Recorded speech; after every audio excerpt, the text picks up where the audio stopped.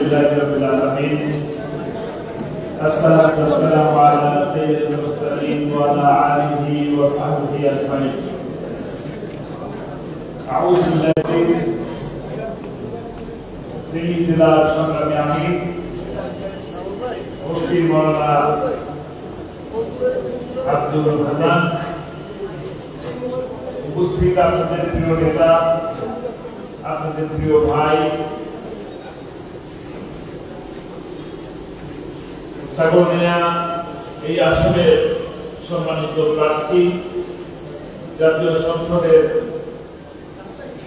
প্রার্থী জনাব advocate SM. Kamal Uddin, উপস্থিত জামাত ইসলামী নেতৃবৃন্দ, সামনে উপস্থিত প্রিয় ভাইরা, মিডিয়ার সম্মানিত বন্ধুগণ, মাইকের আওয়াজ পর্যন্ত যাচ্ছে যারা শুনছেন সকলকে আমার অন্তরের অন্তঃস্থল থেকে জানাচ্ছি আসসালামু আলাইকুম ওয়া রাহমাতুল্লাহি ওয়া বারাকাতুহু। ওয়া আলাইকুম আসসালাম। প্রথমত মহান আল্লাহ রাব্বুল আলামিনের দরবারে শুকরিয়া আদায় করি। আল্লাহ রাব্বুল আলামিন দীর্ঘ অনেক বছর পর আমাদেরকে এরকম মুক্ত আকাশের নিচে কথা বলার সুযোগ আল্লাহ রাব্বুল আলামিন দান করলেন। যে আল্লাহ রাব্বুল আলামিন আমাদেরকে কথা বলার সুযোগ দিলেন, যে আল্লাহ রাব্বুল আলামিন আমাদেরকে একত্রিত করলেন, সেই মহান মনিবের দরবারে শুকরিয়া আদায় করি, দলবদ্ধ করি, সকলে করি আলহামদুলিল্লাহ। এরকম পরিবেশ ছিল না, আমাদের কথা বলার সুযোগ ছিল না, এরকম অডিটোরিয়ামের মধ্যে কথা বলার কোনো ব্যবস্থা আমাদের ছিল না। আমরা 2-4-5 জন একসাথে বসে কথা বলতে গেলে আমাদের মনে মনে কি ভাবি তাও তারা জেনে নেবে যে নাশকতার পরিকল্পনা করতেছে, পরিকল্পনা করে মনে মনে যে ভাবে সেটাও তারা বুঝবে। আমাদেরকে ধরে নিয়ে যাওয়া হতো, আমাদেরকে জঙ্গি বানিয়ে দেওয়া হতো, আমাদেরকে রাজাকার বানিয়ে দেওয়া হতো, আরো কত কিছু বলার আছে অনেক। এখানে এমন কেউ নাই, আমি যদি হাত তুলতে বলি তাহলে হাত তুলবে না এমন লোক পাওয়া যাবে না যে কিনা মামলা খান নাই, জেলে যান নাই, নির্যাতনের শিকার হন নাই। কথা কি ঠিক বললাম? আল্লাহ রাব্বুল আলামিন দয়া করে ছাত্র জনতার আন্দোলনের মাধ্যমে, ফ্যাসিস্ট সরকার বিদায়ের মাধ্যমে আজকে মুক্ত পরিবেশ আমরা পেয়েছি। আমরা কি এখন একটু স্বস্তির মধ্যে আছি? স্বস্তির মধ্যে আছি? আমাদেরকে এই স্বস্তিময় পরিবেশ থেকে শান্তির পরিবেশে যেতে হবে। রাজি আছি? আপনারা জানেন আল্লামা দেওয়ান হোসেন সাইদি তিনি গোটা বাংলাদেশ ব্যাপী কোরআনের দাওয়াত দিতেন। এই ফেনী জেলার এমন কোন জায়গা নেই, এমন কোন উপজেলা নেই যেখানে তিনি কোরআনের দাওয়াত মানুষের কাছে পৌঁছে দেন নাই। গোটা বাংলাদেশ প্রতিটি প্রান্তরে, গ্রামে গঞ্জে, উপজেলায়, জেলা সদরে, বিভাগীয় শহরে সর্ববৃহৎ কোরআনের তাফসীর মাহফিলগুলো করেছেন। তার কোরআনের ব্যাখ্যা শুনে, সাবলীল কথা শুনে, তার সুমধুর কণ্ঠে তেলাওয়াত শুনে আকৃষ্ট হয়ে অসংখ্য মানুষ, পথহারা মানুষ, তারা সঠিক পথের দিশা পেয়েছে। আল্লাহর হুকুম সালামকে কায়েম করা, একইভাবে দ্বীনকে কায়েম করা, রাষ্ট্র প্রতিষ্ঠা করার মহান দায়িত্বকে মাথায় নিয়ে গোটা বাংলাদেশের সকল মানুষের কাছে কোরআনের দাওয়াত পৌঁছে দিয়েছে। আর কোন অপরাধ ছিল? আর কোন অপরাধ ছিল? আর কোন অপরাধ ছিল না। কোরআনের দাওয়াত দেওয়ার অপরাধে, কোরআনের কথা বলার কারণে আল্লামা সাইদিকে 4 বছর বন্দী থেকে থাকতে হয়েছে। কথা বলেছেন মিডিয়ার সামনে অ্যাডভোকেট তাজুল ইসলাম, যার নাম বেশি বেশি আসে নাই, তিনি হলেন আমাদের কামাল উদ্দিন ভাই। কিন্তু প্রতিটি মামলায়, প্রতিটি হাজিরায় তিনি ঠিকই কোর্টের বারান্দায়, কোর্টের মধ্যে হাজিরা দিয়ে তাকে মুক্তির জন্য চেষ্টা করেছে। আল্লামা সাঈদীকে আপনারা ভালোবাসেন?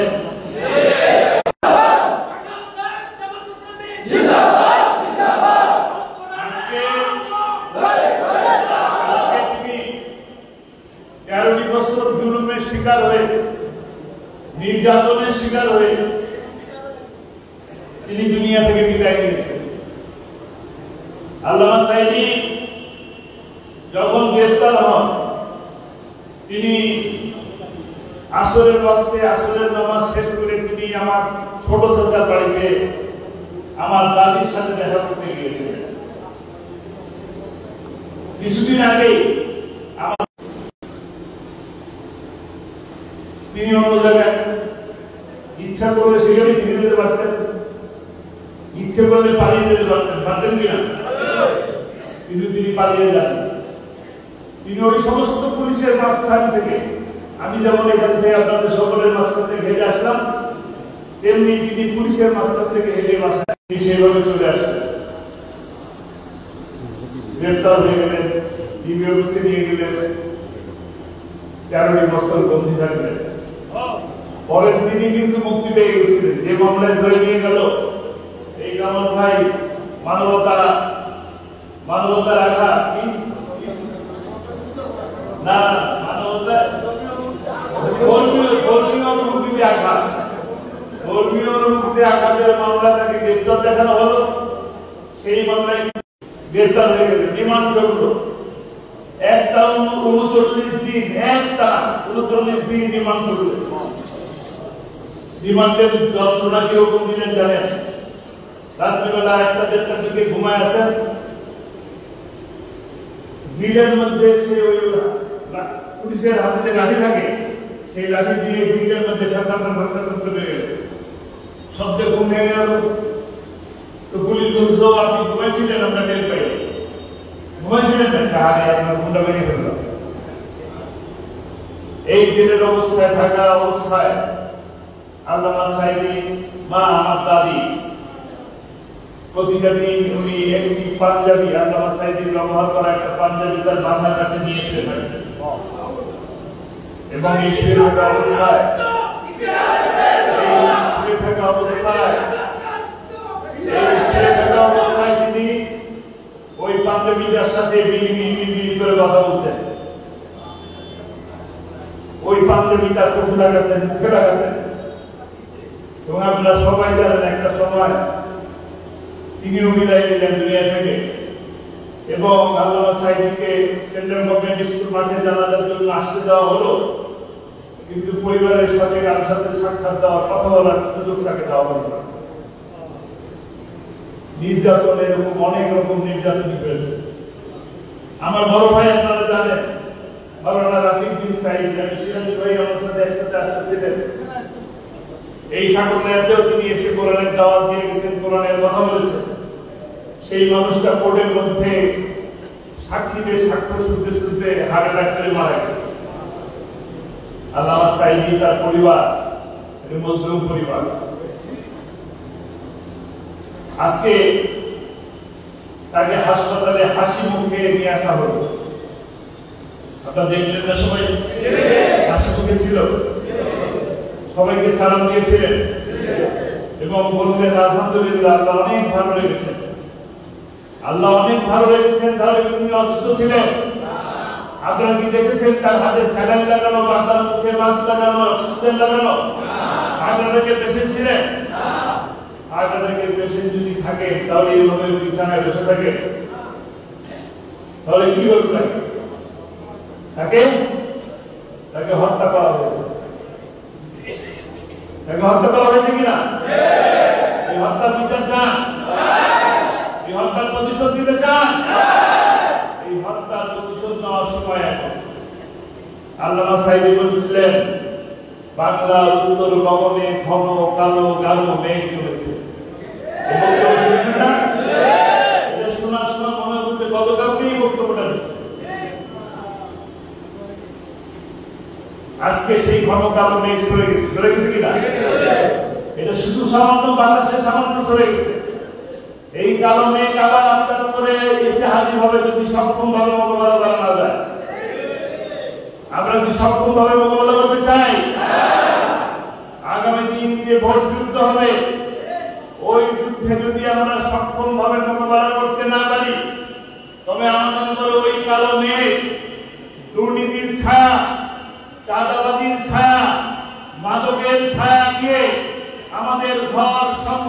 পরিবার এই সমাজে রাষ্ট্রকে শেষ করে দেবে।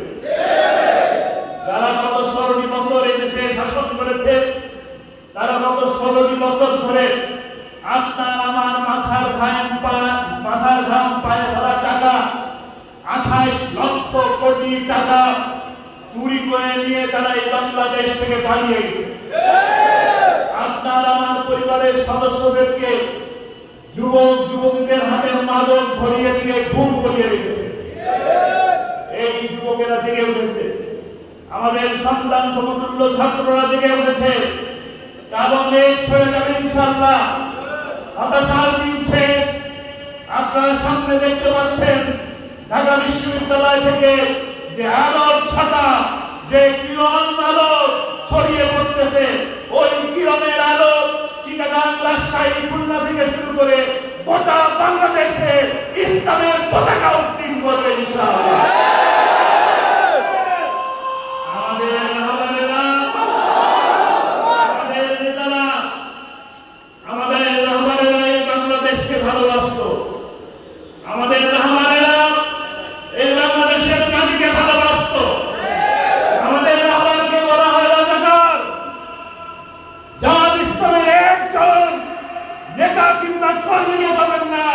যারা পাকিস্তানের কোথাও বাড়ি বানিয়েছে, গাড়ি বানিয়েছে কিংবা ব্যবসা করছে, কিন্তু যারা আওয়ামী লীগ করে তারা ভারতের রাজাকার এবং তারা সময় সুযোগ বুঝে বাংলাদেশের আপনার আমার টাকাকে পুঁজি করে ভারতে নিয়ে পালিয়ে গেছে।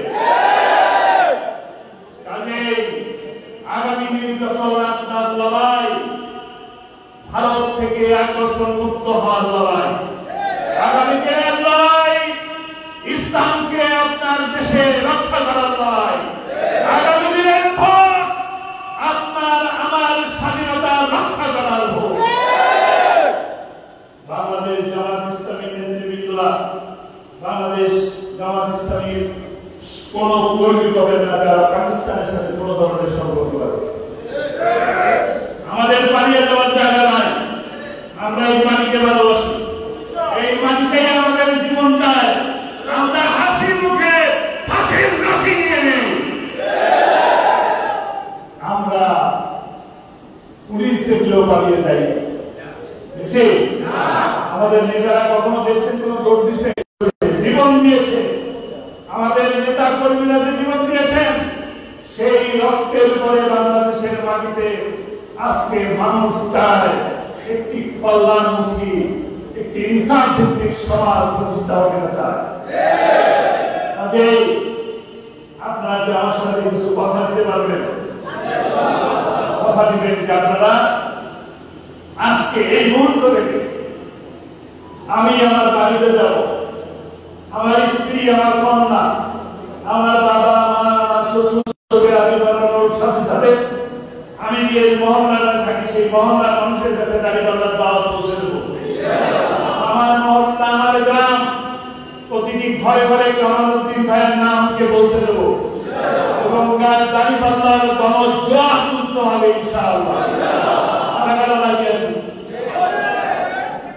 আমরা আজকে যদি আল্লামা সাঈদী বেঁচে থাকতেন, তিনি যদি এই কথা নেওয়া দেন, তাহলে কি আপনারা এই কথা রাখতেন কিনা?